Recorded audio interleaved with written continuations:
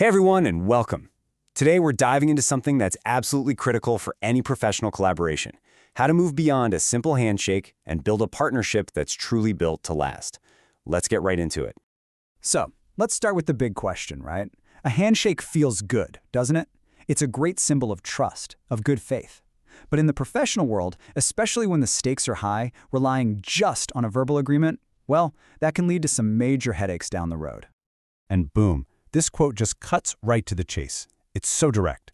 When you're talking about things like quality, safety, and accountability, those informal gentlemen's agreements just don't fly. Why? Because they're based on memory, which, let's be honest, is never perfect, and they leave everyone totally exposed when things don't go exactly to plan. So, here's our roadmap for today. We're going to start by unpacking why a handshake deal can be so risky. Then, we'll walk through the essential documents, starting with the first step, the MOU. After that, we'll get into the powerhouse duo, the contract and the technical agreement.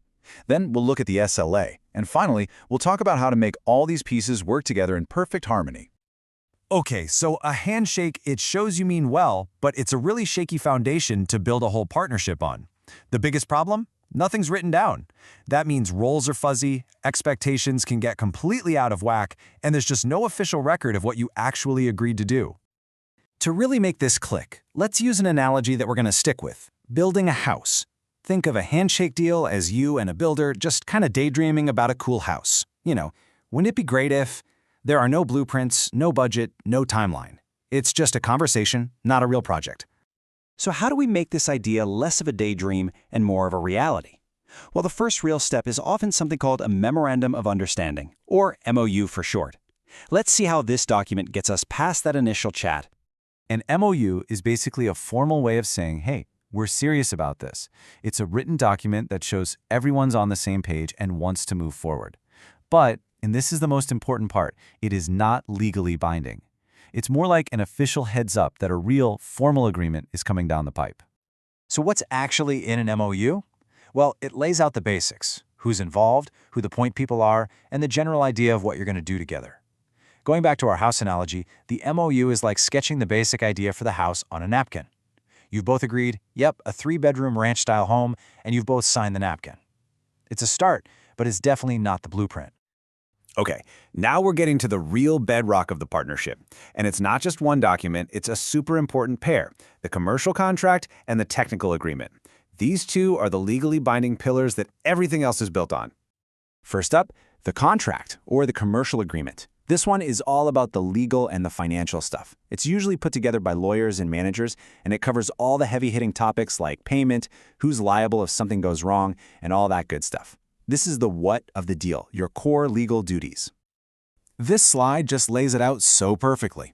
You can see the clear divide. The contract is the commercial deal, the money and legal stuff, handled by lawyers. The technical agreement is the quality plan, the nuts and bolts, written by the experts who are actually doing the work.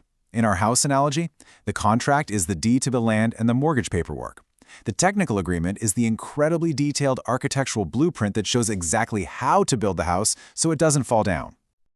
And this quote just nails that separation of powers. You keep the money talk in the contract and the how-to instructions in the technical agreement. By keeping them separate, you avoid a ton of confusion and potential arguments later on. So the technical agreement is all about the how. It gets into the nitty-gritty of the specific processes, the quality standards you have to meet, and who's responsible for what part of the actual work. It's what makes sure everything is done according to specific industry rules, like good manufacturing practice or other standards. It's the playbook for the team on the ground. So, you've got your legal foundation and your technical blueprint. Awesome. But how do you actually know if the work is being done right? How do you measure success along the way? That is where the Service Level Agreement, or SLA, comes in.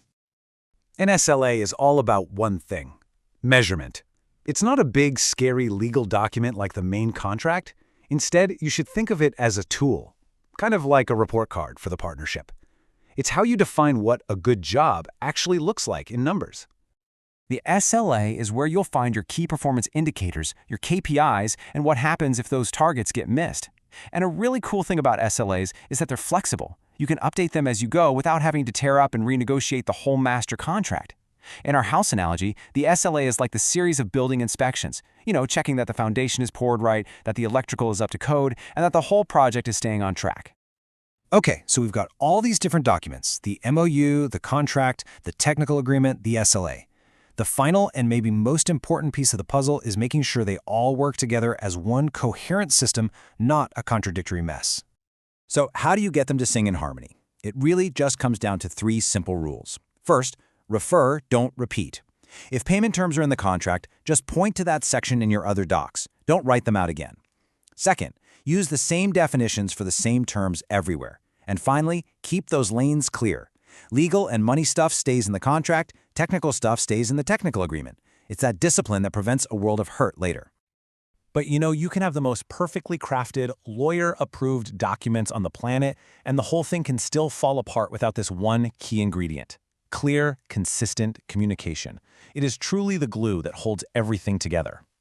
And this means more than just talking a lot. It means being strategic, defining who talks to whom and when. It means setting up single points of contact for important stuff, so messages don't get lost in a group email. And yeah, it means using secure channels and not being afraid to just get on a call or a face-to-face meeting to sort out the really tricky issues.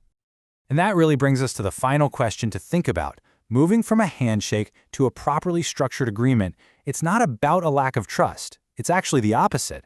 It's about creating clarity and building a professional foundation where everyone can succeed. So it's worth asking yourself, are your partnerships built on hope and a handshake, or on a truly solid foundation?